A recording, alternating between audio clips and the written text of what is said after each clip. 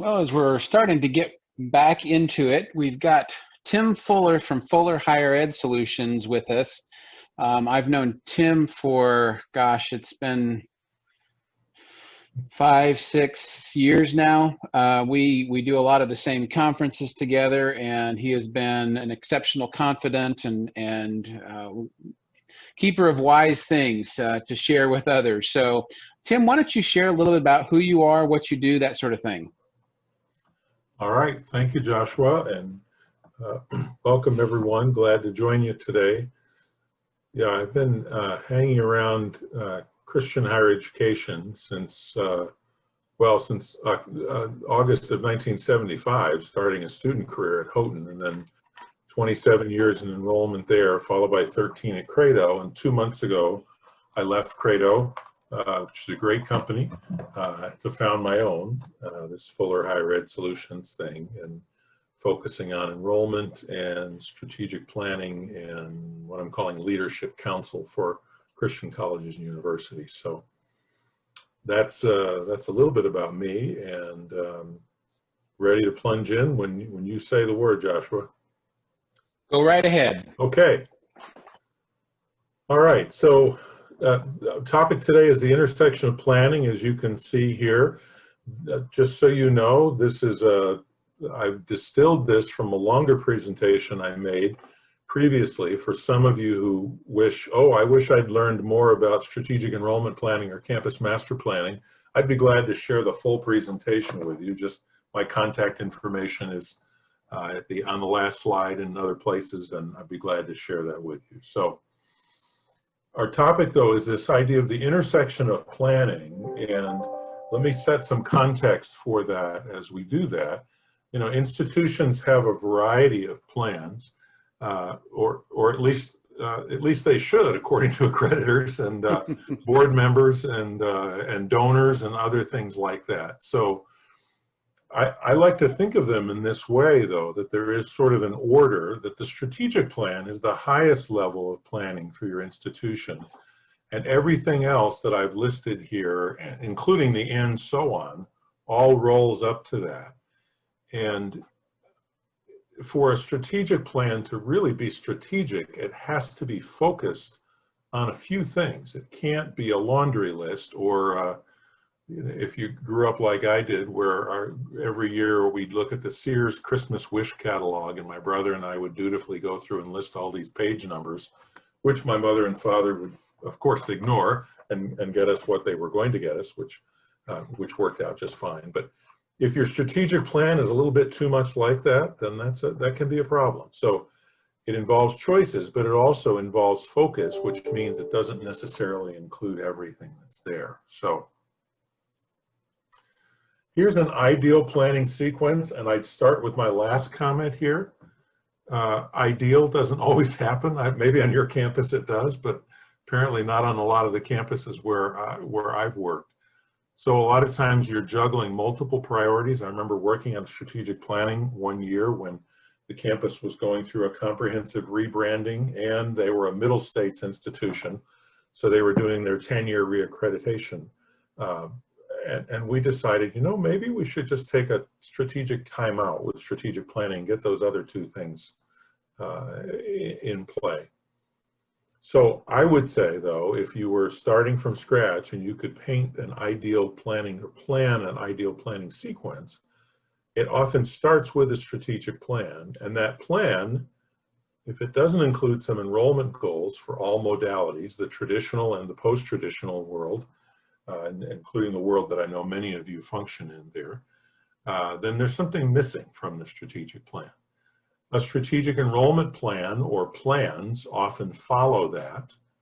And I'm going plural there too, because I think wrapping everything about the traditional campus into one strategic enrollment plan and then trying to fold in everything post-traditional or vice versa may not be the best approach. You may want to think about those plans as two chapters in the same book, but they're not the same chapter. But there ought to be some overlap, like they're connected to. And then the campus master plan typically follows both, since it needs the goals of not only the strategic plan, but the strategic enrollment plan. If your campus, for example, is thinking we're going to double our online and post-traditional enrollment, and our goal is, given some of the coming demographic challenges, to simply hold the traditional level, the traditional enrollment level, okay, well, then that has some profound implications for the campus master plan. One of my former colleagues at Credo used to say that especially these days, and even more so in the midst of and once we come beyond this pandemic, campus master plans are probably going to be less and less about building glamorous new things and much more about how do we repurpose space we already have. It's not to say we won't be building new things. I think we still will. But I think you're going to see more of that in campus master plans. So we think of the strategic plan as the highest level plan, and these other things roll up to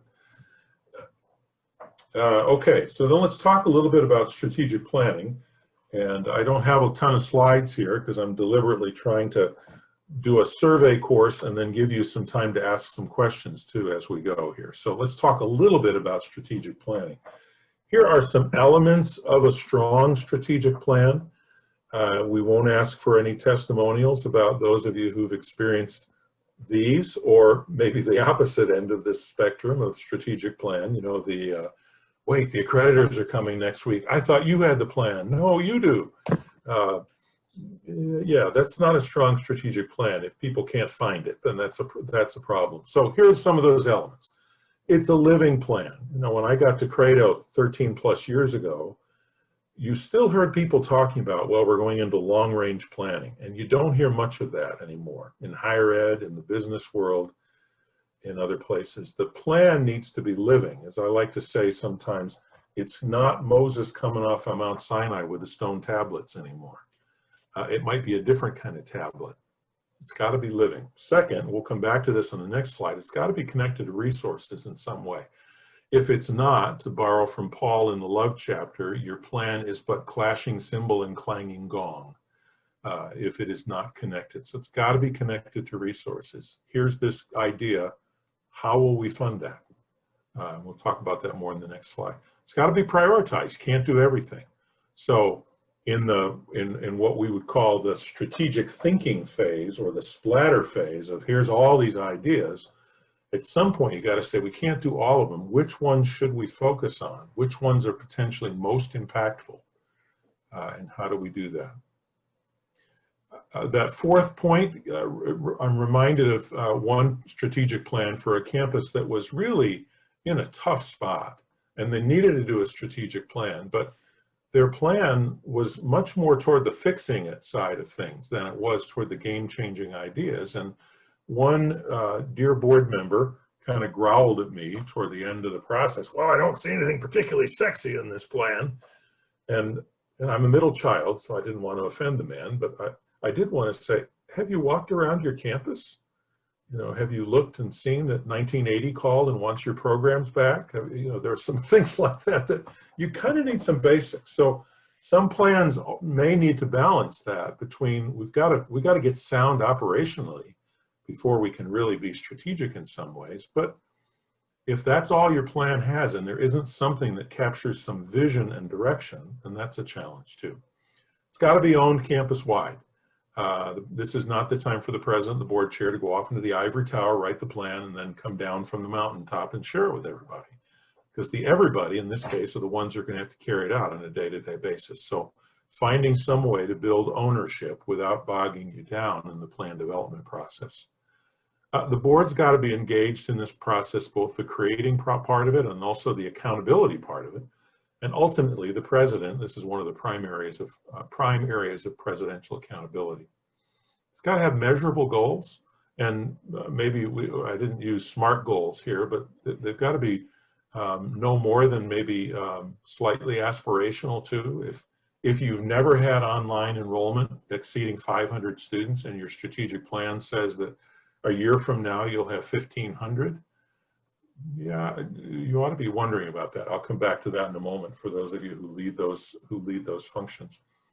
And then above all else, it's not that the words don't matter. We're higher ed after all. We know that words matter. But if you don't implement the plan, it's not really all that helpful. And what I've been seeing in campuses across the different regional accreditation areas, as well as ABHE, is more and more accreditors are not just wanting to check a box, oh good, they have a plan, but there's also and what are they doing with it? Is it actually informing priorities and strategies or not? Okay, so back to the resources idea. Here's my list of the 7 legal ways to get resources. It always brings a smile to somebody's face, that because you start thinking about the illegal ways to get resources, and I have no recommendations, but chances are some of you know somebody. So these 7 ways, I'd say the discipline in your strategic planning process has to be, when there's this great initiative, whether it's something to fix something that's broken or one of these game changer ideas, from which, either singularly or in combination, from which of these 7 legal ways would those resources come? You know, the first couple are pretty obvious. In fact, some of you leading online functions on your campus are all over, or somebody's hoping you're all over the first one there about grow. Borrow, you get. Some of you maybe serve on campuses where there's only 6 legal ways because borrowing can't be done anymore, or there may be a covenant against it. The hardest one of all is shifting. During the pandemic, we're seeing an acceleration in shifting. As in, we're going to do less of this to do more of something else, or we're going to stop this entirely to reinvest those resources someplace else. Focus implies there's something broken, and if we focus attention on it, can we fix it or strengthen it in such a way that it becomes a positive toward generating resources? Alternate revenue streams. All of you working on the online side of things, some of you are also, maybe, I know I recognized a few names of pioneers who were there when somebody started discovering, hey, there's these adults and they probably won't come and take New Testament survey from Monday, Wednesday, Friday from 9 to 10. Maybe we should teach at night. And then eventually, maybe we should teach online and have blended modalities and do other things like that. That's what I mean by alternate revenue streams here. And what are those that you could utilize? The last one is really a continuum. On one end, it's cooperate with others. And on the other end, it's mergers and acquisitions. And let's face it, it seems like most of the time, what we call a merger might really be an acquisition. So your strategic plan, when done well, has to make sure that it's got connection to one of these legal ways of resources. All right, this one we could spend an hour on. We're not going to. I leave it here for your further study. Some of you are familiar with Noster's model for complex change from 1991, but still seems very relevant today. When you think about, in particular, about strategic planning, that's my context here, but I think you could all think about it even within your own sub-part of the organization too. When all 6 of these things are present, then you have alignment and success, and you can see what the model suggests in here. When something is missing, if you don't have vision, then there may be confusion. If you don't have skills, there's going to be some anxiety. These all sound nice ideas, but I don't know if we can really do this. We have the people to pull it off. When you don't have trust, as the second line suggests, that's when sabotage starts. You know, I can't believe what they decided. Yeah, you're part of the they. So, okay, my last slide, other than the one I'll leave up when we get to questions, is what I'm calling the lookout list. And if I were an Old Testament prophet, I might say this is the beware list. So consider this some friendly advice for you as we think about this context of the intersection of planning. So when you are invited into the planning process, first of all, come armed with evidence, be known as someone with answers. As one of my friends used to say to his team, I can find problem namers lots of places. I need problem solvers. So be one of those people that comes armed with that. Be known as someone who has answers that way. I spent my 27 years at Houghton, all of it involved in enrollment, mostly almost entirely on the traditional side, to be clear. And boy, I feel this second one in particular, when I was sitting in a board meeting or a strategic planning meeting and somebody started talking about enrollment that we had never before achieved. That's when it's time to be pushy. Think of your team behind you and think of reality waving at you and saying, look, this is the time to be pushy, to say, okay, I'm all for setting goals that stretch us, but how will we get there? Back to the resources side of things. How will we get there? Don't let yourself become the children of Israel as Pharaoh ups your brick quota and tells you got to gather your own straw too. So it's the place where you need to be pushy. And related to that would be a good way to avoid some of that is to take the lead on enrollment projections and do unto others before it's done to you. So walk into that process having done that kind of thinking with your team, have previewed that with whoever your direct supervisor is, so you're not walking in there and pulling surprises. But that's a preemptive strike might be a way to say that. The fourth one, be an ally to your cabinet colleagues with data, ideas, and pushback. And connected to that, don't just be the captain of the online team, but think bigger than that. You know, I was on the cabinet at Houghton for my last 15 years or so, and we had, especially in the academic leader position, we had a person who was there when I started who retired, and then we had an interim, and then we had some other people, somebody left to become a president. Anyways, in my 15 years on the cabinet, we had probably more than our share of academic leaders, and that was always one of the things that I was interested to observe when a new academic leader started. Were they the captain of the faculty team, or were they the chief academic officer of the institution? And I'd find myself having to look in the mirror the same way. Am I here to represent, in my case, enrollment, or am I here to think about as the chief enrollment officer as part of this larger team? You know, we could throw in some of Lencioni's thoughts here about if you're a senior leader, then your senior team is your, I can't remember his term for it, but that's your primary team, and that's where your primary focus and loyalty needs to be. So, okay, that's my quick run through, and trying to stick to the 15-minute rule and to give you plenty of time for questions. Here's some contact information for you if you want some more information, or as I said before, if you'd like a copy of that, no pun intended, the fuller presentation that included more information on strategic enrollment planning and campus master planning in this same context. If your campus is looking for campus master planning help, my colleagues at Credo do a marvelous job of that, and they understand higher education, which I think makes a difference too. All right, Joshua, I turn it back over to you as the moderator. So what questions, I know that I was taking notes myself on this topic. What questions do you guys have?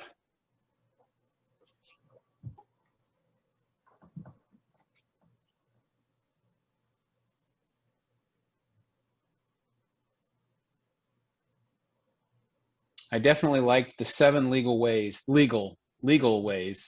to get resources, and that the shift piece is one that I had not, I've not processed much. So that's a great way to think about it in terms of, okay, we've been doing it this way. Yes, we need to be about new things and doing new things, but one of those may be, hey, we've been doing this, and it's not that that's going to completely cease, but we're going to shift we're going to make a little bit of an adjustment and make that shift because what we were doing isn't as applicable anymore. Right. And you know, Joshua, I think why I said that's the hardest one, and I think the reason it's the hardest one is because in higher education, which is such a labor-intensive industry, shifting always involves people. Yeah. And in some cases, there are friends, there are brothers and sisters in Christ, and so it does make it tough. So we can't just shut down the widget line. And that's been a conversation topic a bit today, is the cultural aspect of, you know, who we are as an organization and making the adjustments to the culture. It's huge because you have to make sure you bring them with you. If you and Brian Simmons quoted the Drucker quote, you know, culture eats strategy for breakfast. If you don't have the culture with you, it's one of my favorite quotes. Drucker Bill Alouette and one other guy, you know, culture eats strategy for breakfast, plans and something for lunch and everything else thereafter, soon thereafter. You know, that concept of making sure the people are involved and really connected with who you are, what you are, and what you're supposed to be about makes a big difference. Because if you can't get them to move, you're dead in the water. Yeah. Or Yeah. you go through, you know, people a lot more quickly than you should. Right.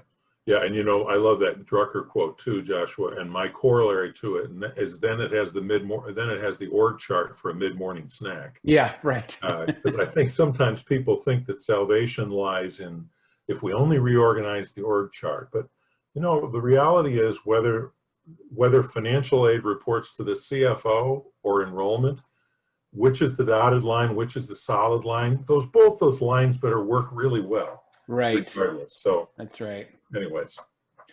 Tim Eads writes, shift in some circle has been called prioritization. So important to start and stop programs.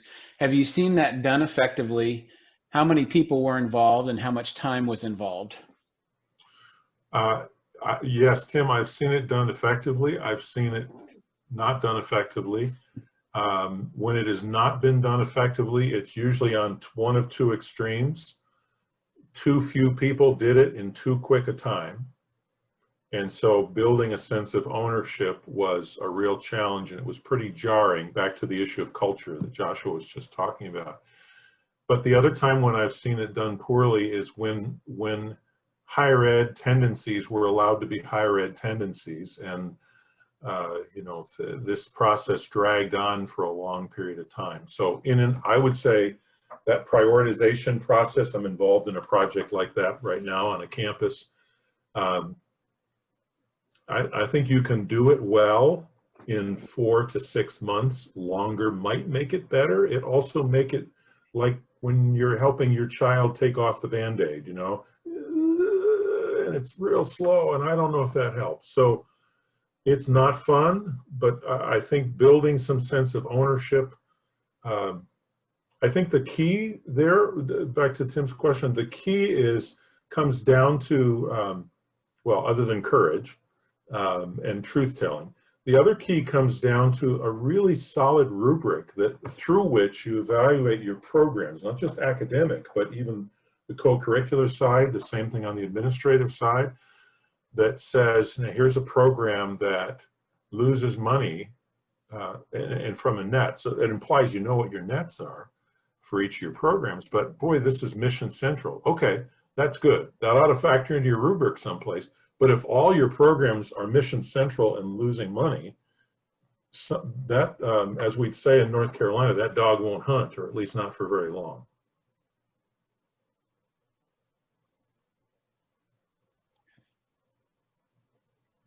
What other questions?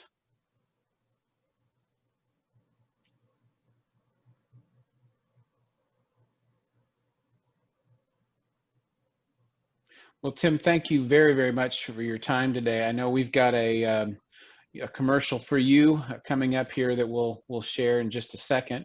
After the commercial, we will jump to a lunch break of about a half hour and pick back up on the panel discussion at 1 p.m. Central Time. So I'm going to share that commercial quick. Tim Fuller and Fuller Higher Education Solutions has served as a trusted advisor to over 100 colleges over the years. His experience in enrollment strategies, strategic planning, and research has helped shape the bright future of higher education across the United States. Fuller Higher Education Solution helps colleges with enrollment, strategic planning, coaching and training, general consulting, and research. Check out his website for more information and to contact Tim directly.